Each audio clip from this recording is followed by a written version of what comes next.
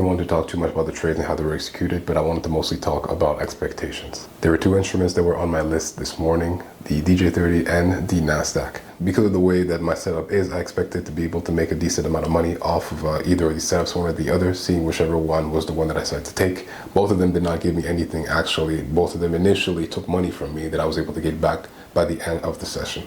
When the trade initially went off on the NASDAQ, I was able to actually get in and was into profit reasonably quickly.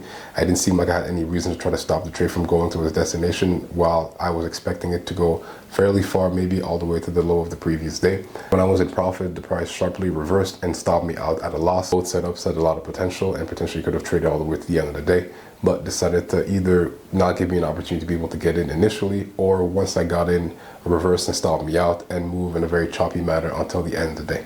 I was able to basically barely get myself to break even today, even though a lot of trades were taken and a lot of work was put to be able to put myself in the best position possible. And it took me a little bit of time while I was trading to realize that I was actually really projecting my expectations of the market. It took me a little while to understand that I was projecting my expectation onto the market, really wanting to get money out of the market today, because it would have been enough for me to be able to pass the second challenge and also put me in a very good position to request a payout. It is a bit of a tough feeling. I don't enjoy feeling like this, but I also realize that the reason why I feel like this in the first place is because I expected something to happen. A little bit of a lesson for me today: just try my best not to put any expectations, walk in and execute your plan the best way possible, collect your profits where you can, and if you get more than you expected, that's great. If you get less than you expected, that's great. If anything happens and you go back to break even, I guess that's great too. So something that I'm going to have to learn to do a little bit better going forward, but I have still one more day left in the week for me to trade. Who knows what might happen tomorrow. I'll be prepared and see if there's any opportunities to be able to take advantage of. But until then, thank you guys for watching,